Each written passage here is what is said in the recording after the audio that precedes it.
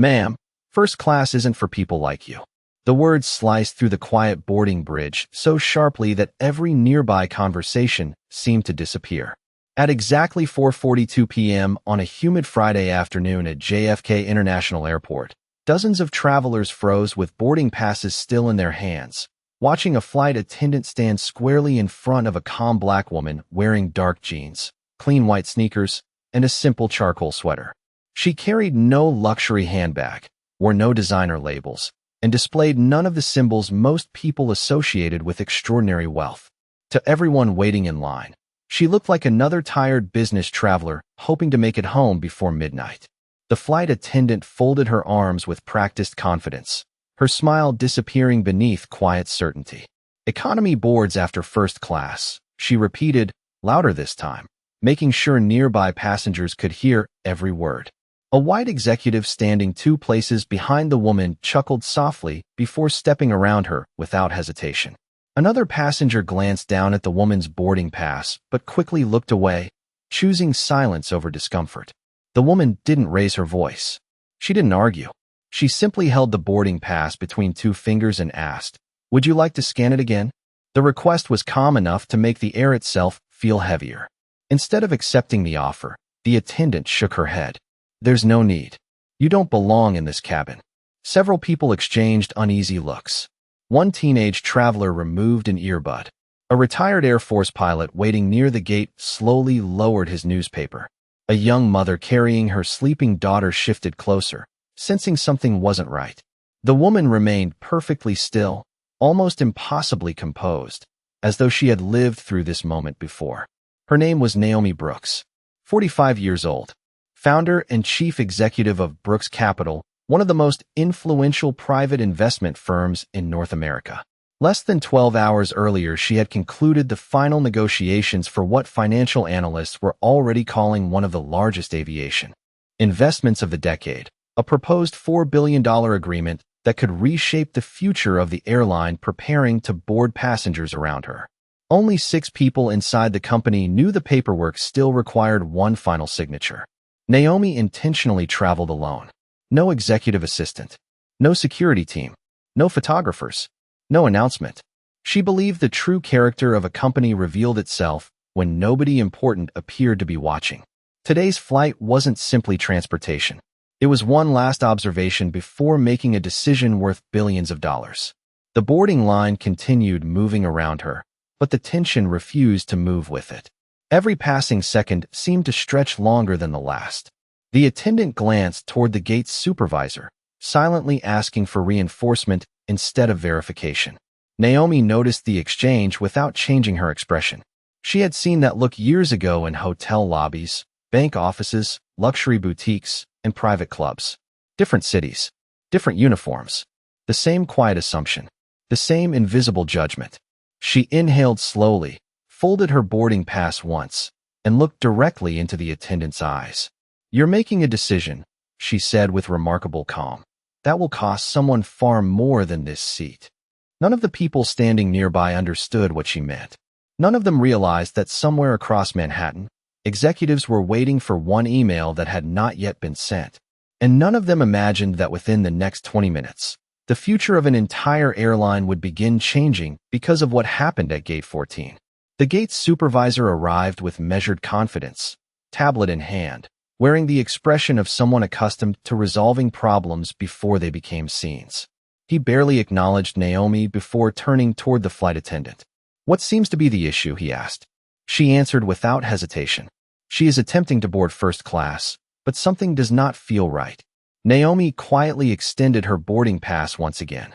"The barcode will answer every question you have," she said.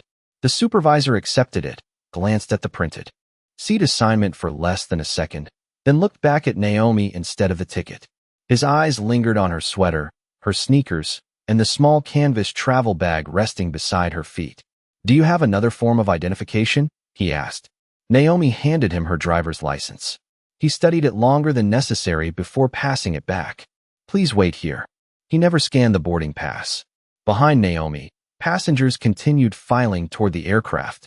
A silver-haired businessman carrying an expensive leather briefcase walked past without presenting any identification beyond a quick smile. A young couple dressed in tailored suits received cheerful greetings as they entered the jet bridge. The contrast did not escape the growing circle of witnesses. The retired pilot folded his newspaper completely now, watching every exchange with narrowed eyes. The young mother gently rocked her sleeping daughter while whispering to another traveler, "Why are they not checking anyone else?" Naomi heard the question but remained silent. Silence had become one of her greatest professional tools. 23 years earlier, before Brooks Capital existed, she had learned that people often revealed far more when they believed they were speaking to someone powerless. That lesson had followed her through every boardroom, every negotiation, and every acquisition. It had saved her billions of dollars because prejudice rarely stayed hidden for long. It always found a way to introduce itself. That was precisely why she traveled this way. Her board had encouraged private terminals, executive security, and charter flights. Naomi refused. She believed leaders who never stood in ordinary lines eventually forgot how ordinary people were treated. Every commercial flight became another opportunity to understand the companies she invested in. Every airport became a classroom. Every interaction became data that financial reports could never capture. Earlier that morning, her executive assistant, Melissa Grant, had asked whether she wanted the airline informed that its future investment partner would be on board. Naomi smiled and answered with one sentence, "If they only offer respect. After recognizing my title, then they never respected me at all." Melissa understood exactly what that meant. She had worked beside Naomi for 11 years and knew these quiet observations often determined decisions worth hundreds of millions of dollars. Back at the gate, the supervisor stepped aside to speak privately with the flight attendant.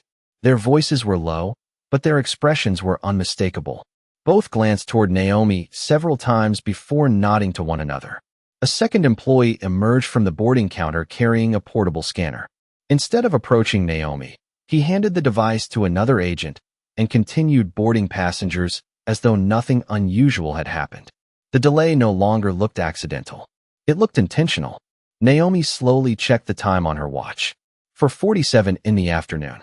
13 minutes remained before a decision waiting inside a Manhattan conference room would either transform this airline forever or disappear with a single message.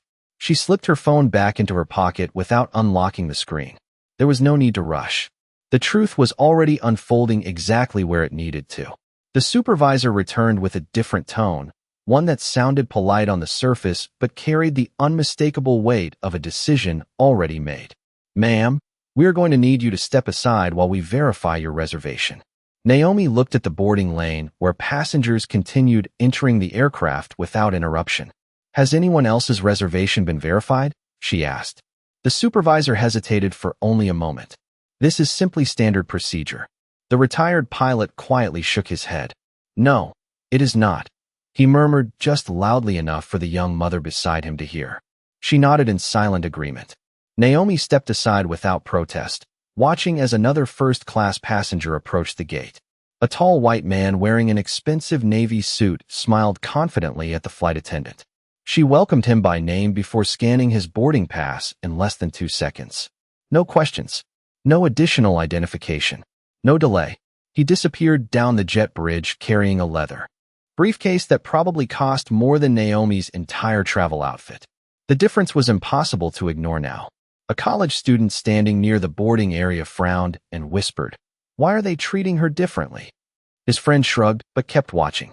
People were no longer pretending nothing unusual was happening. They were becoming witnesses.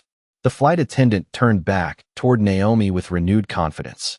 "Unfortunately, your seat has been reassigned while this matter is being reviewed." Naomi slowly lifted an eyebrow. Reassigned to whom? Before anyone answered, the businessman who had just boarded suddenly reappeared at the aircraft door after speaking briefly with another crew member. A gate agent smiled warmly and pointed toward the boarding lane. "Sir, we have prepared seat 2 Alpha for you." Naomi recognized the number immediately. It was the seat printed on the boarding pass, still resting in her own hand. The businessman accepted the change without asking a single question and disappeared into the aircraft. A quiet wave of disbelief spread through the people still waiting at the gate. Even the young mother looked stunned. That was her seat, she whispered. The retired pilot folded his arms. I flew commercial aircraft for 32 years, he said. You do not reassign a confirmed first-class seat before scanning the original passenger unless someone makes that choice. His words settled heavily over the gate area. Naomi remained calm, but inside she had already reached the conclusion she hoped she would never have to make. This was no longer about one employee making a poor decision. It was becoming a pattern supported by multiple layers of authority. The supervisor glanced toward another uniformed employee standing several yards away. Within seconds, an airport security officer began walking toward the gate with measured steps, his posture professional but cautious. Several passengers exchanged uneasy looks. Nobody understood why security had become necessary when the woman at the center of the situation had remained respectful from the beginning. Naomi noticed the officer approaching and quietly placed her boarding pass back. Inside its envelope, she had negotiated billion-dollar acquisitions with less tension than this boarding gate now carried. Her heartbeat never changed. Her breathing remained steady. Years of experience had taught her that panic belonged to people who feared losing control. She had already accepted that control had never belonged to this moment. It belonged to what happened after it. She glanced once more at the time. 4:52 in the afternoon. Exactly 8 minutes remained before executives in Manhattan would stop waiting for instructions and begin acting without another word from her. The countdown had already started. The people at this gate simply did not know they were standing inside it. The airport security officer stopped several feet away instead of immediately stepping between Naomi and the boarding lane. His badge identified him as Daniel Reeves, and unlike everyone else involved so far, he looked first at Naomi's face before looking at the supervisor. Can someone explain what happened? He asked evenly. Before Naomi could answer, the flight attendant spoke first. Possible ticket issue. We are preventing unauthorized boarding until we verify everything. Daniel extended his hand toward Naomi. May I see your boarding pass? She handed it over without a word. For the first time since the confrontation began, someone actually scanned the barcode. A soft green light flashed across the screen. Daniel glanced at the display, then looked back at the supervisor with visible confusion. It says confirmed. First class. Seat 2 Alpha. The supervisor quickly stepped closer and lowered his voice. We have already reassigned that seat. Daniel frowned. After confirmation? No one answered. The silence lingered just long enough for several nearby passengers to notice. Standing behind the boarding counter, a young gate agent named Emily Carter quietly opened the passenger manifest on her terminal. She had been working for the airline less than 8 months and had watched the situation unfold from the beginning. Her eyes moved across the list until they stopped on one highlighted entry. Naomi Brooks. Executive Priority Designation. Confidential Handling. Instructions. Emily blinked twice, convinced she had misread the screen. She refreshed the page. The information remained exactly the same. Before she could say anything, the supervisor called her name. Emily, close that screen and continue boarding. She hesitated. Sir, I think there may be. He cut her off with a sharp look. I said continue boarding. Emily obeyed, but uncertainty settled across her face. She looked once more toward Naomi, whose calm expression never changed. Nearby, the retired pilot slowly stepped forward. Officer, he said respectfully, I have been standing here since this started. That woman has been polite the entire time.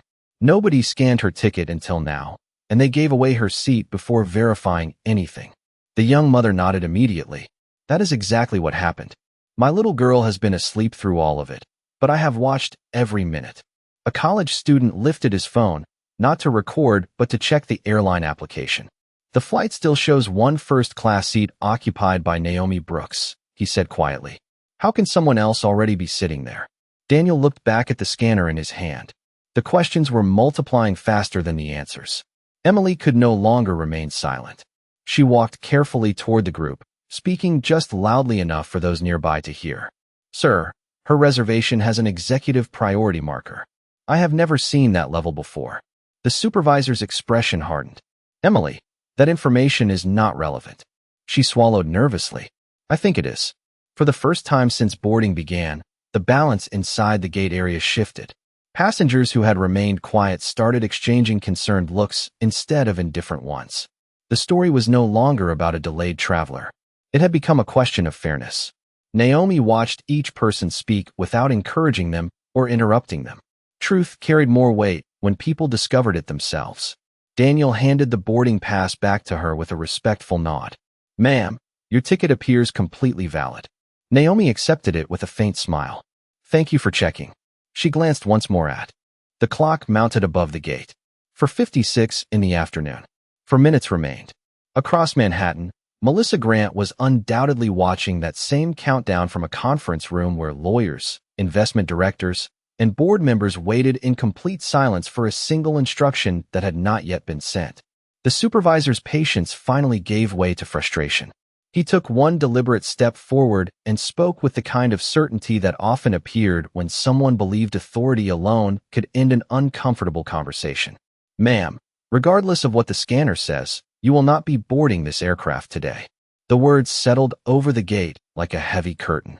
Daniel Reeves looked toward him in disbelief. "Her ticket is valid," he reminded him. "There is no security concern." The supervisor avoided his eyes. "This decision has already been made." Naomi studied him for a long moment before asking one simple question.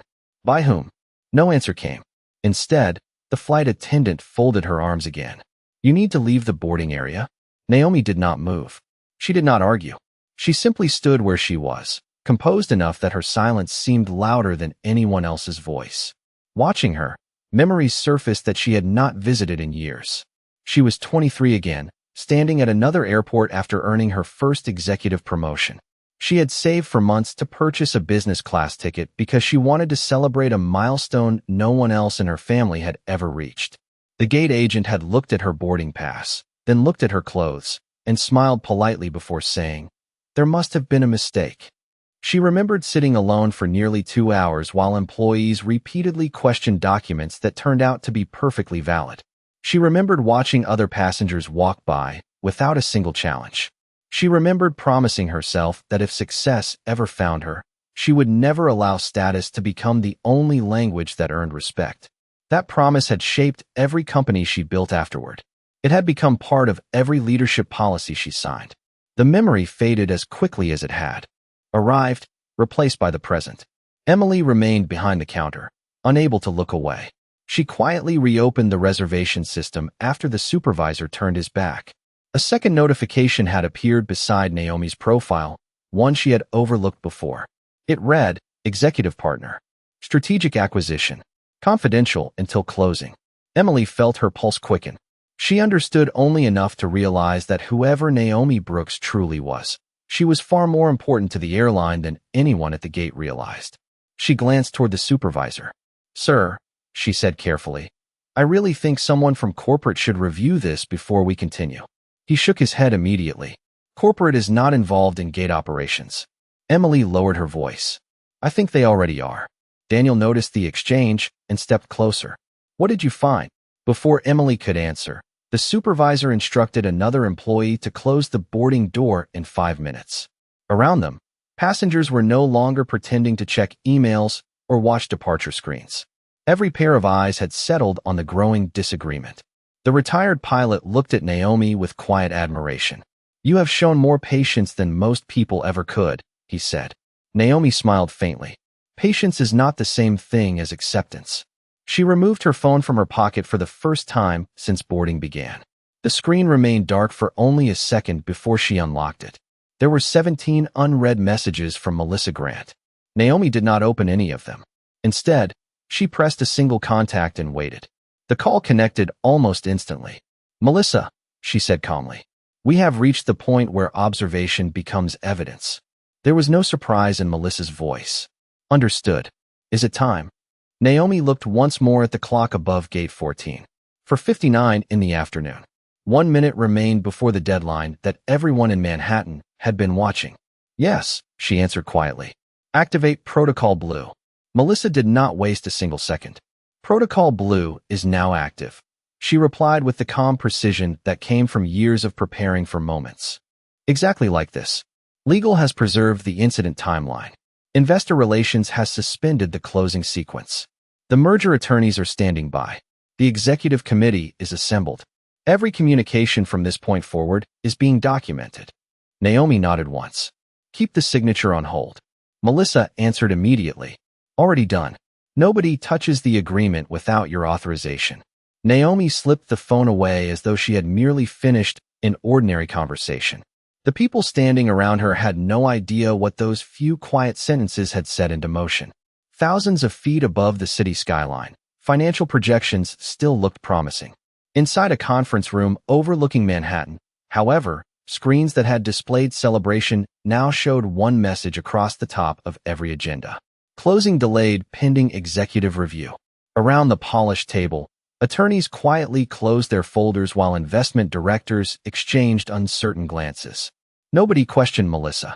They knew that if Naomi Brooks paused a decision this close to completion, something significant had happened.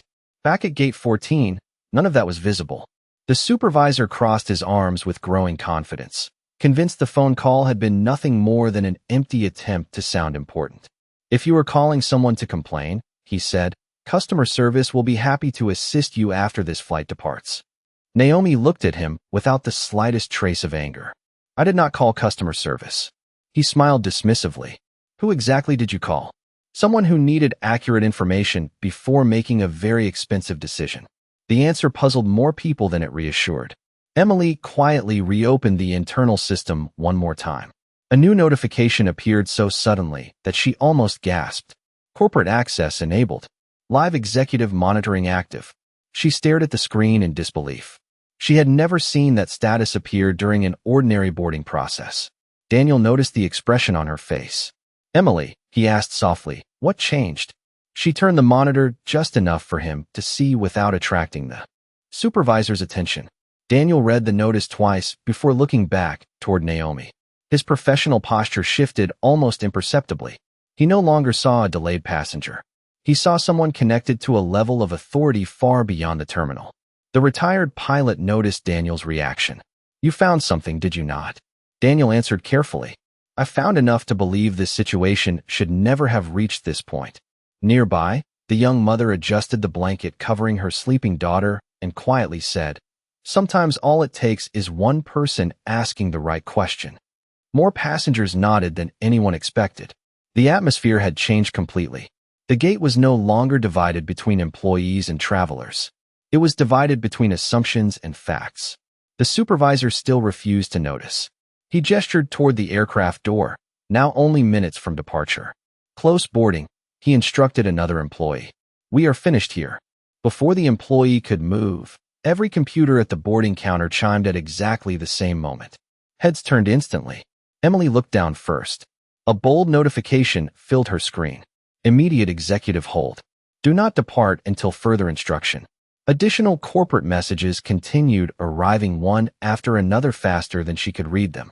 Another gate agent whispered, I have the same alert. Then another.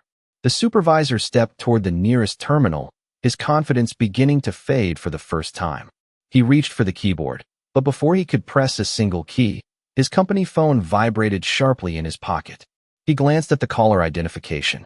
Executive Operations Headquarters. The color slowly disappeared from his face as everyone around him watched in complete silence. The supervisor stared at the phone for several seconds before finally answering. This is Richard Collins, he said, forcing confidence into his voice. He listened for less than 5 seconds before the confidence disappeared completely. Yes, she is here. Another pause. His shoulders stiffened. No, sir. I did not know. The silence on the other end seemed to last forever. Every passenger standing nearby watched his expression change from certainty to confusion, then from confusion to unmistakable concern. When the call finally ended, Richard lowered the phone slowly without saying a word. Emily had never seen him speechless before. Daniel stepped closer. Richard, what is happening? Instead of answering, Richard looked directly at Naomi for the first time since she had arrived, not at her clothes, not at her travel bag, but at her face. The certainty that had carried him through the entire confrontation was gone. Naomi met his eyes calmly. Has someone finally explained why this boarding process was interrupted? Richard swallowed before speaking. Corporate operations asked that we delay the aircraft. Naomi nodded slightly. That is a reasonable first step. The flight attendant looked back and forth between them, clearly struggling to understand why headquarters would intervene over a single passenger. This is ridiculous, she said. We have a schedule to keep. Naomi answered without raising her voice. Schedules matter. So do standards. Emily quietly refreshed her screen again.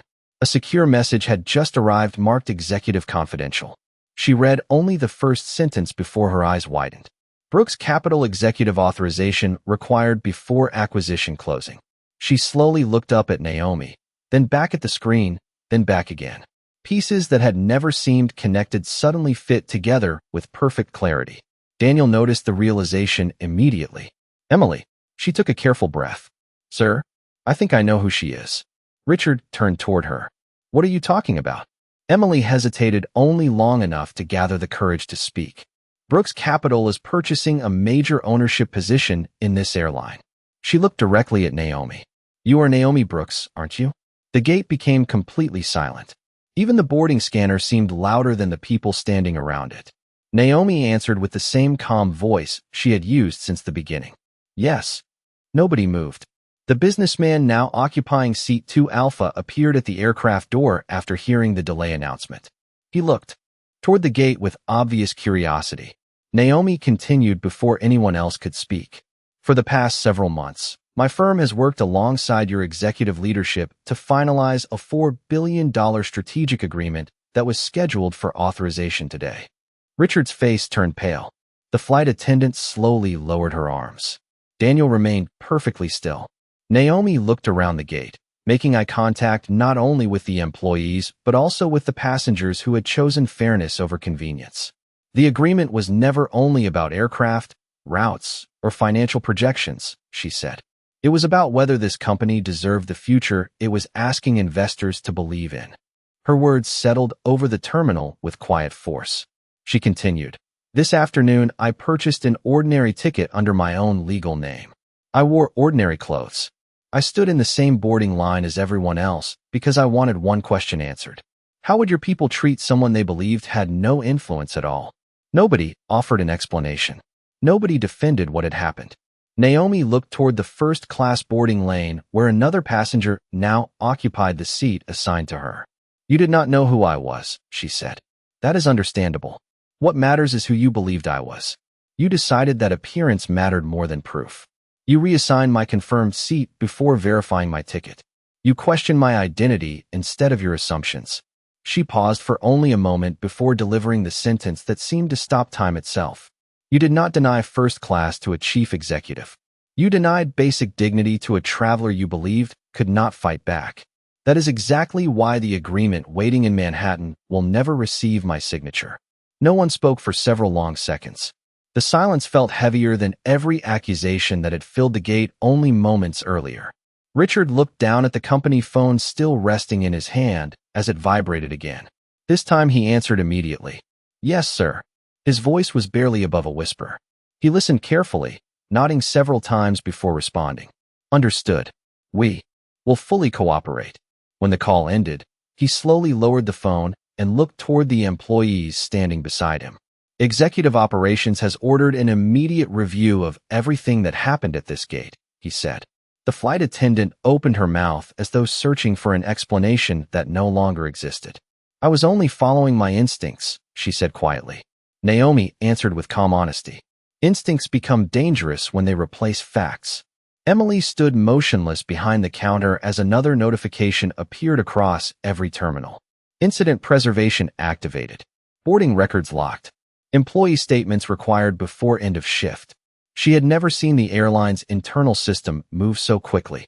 Daniel's radio crackled with a request from airport administration asking him to remain at the gate until corporate representatives arrived. He acknowledged the message, then turned toward Naomi. Ma'am, I owe you an apology for how this unfolded. Naomi gave him a respectful nod. You were the first person who chose verification over assumption. Never stop doing that. Daniel accepted the words with quiet gratitude. Inside the aircraft, passengers had begun asking why departure remained delayed. The businessman occupying seat 2 Alpha stepped back into the boarding area carrying his briefcase. He looked embarrassed as he approached Naomi. I did not know that seat belonged to you, he admitted. Naomi smiled gently. The seat was never the real issue. He nodded slowly, understanding more than he had a few minutes earlier. Richard finally gathered enough courage to speak directly to Naomi. If you allow us to correct this, We can restore your seat immediately. Naomi looked toward the open aircraft door, then back at him. Restoring my seat does not restore what happened before anyone knew my name.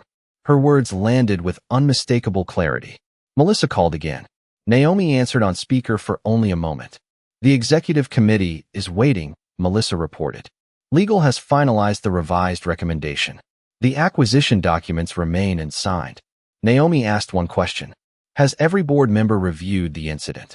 Summary. Yes, Melissa replied. The vote was unanimous. Naomi thanked her and ended the call. Richard understood the meaning before anyone explained it. His shoulders dropped as the reality settled over him. The opportunity the airline had spent months pursuing had slipped away in less than 20 minutes. Not because of market conditions, not because of financial risk, but because ordinary respect had been replaced by quiet prejudice. Emily looked around the terminal and realized something remarkable. The passengers who had spoken up earlier were still standing nearby. The retired pilot, the young mother, the college student. None of them had known who Naomi Brooks was when they defended her. They had acted because something felt wrong, not because someone important was involved. Naomi noticed them as well. Thank you, she said sincerely. You reminded everyone here that integrity does not require a job title. The retired pilot smiled. Neither does courage. Around the gate, employees from neighboring boarding areas had quietly gathered after hearing about the executive hold. Conversations stopped as corporate managers entered the terminal carrying identification badges and tablet computers. They approached Richard first, requesting access to every system involved in the boarding process. Another manager walked directly to Emily. We understand you attempted to raise concerns during the incident, she said. Emily nodded nervously. I only followed what the reservation system showed. The manager smiled faintly. Sometimes that is exactly what leadership looks like. Naomi picked up her travel bag and stepped away from the boarding lane. The aircraft remained exactly where it was, its engines waiting for clearance that no longer seemed important. What mattered now was not a delayed departure. It was the lesson unfolding in full view of everyone who had witnessed how easily assumptions could redirect the future of an entire company. Corporate leaders arrived within minutes, but Naomi did not wait for speeches, promises, or carefully rehearsed apologies.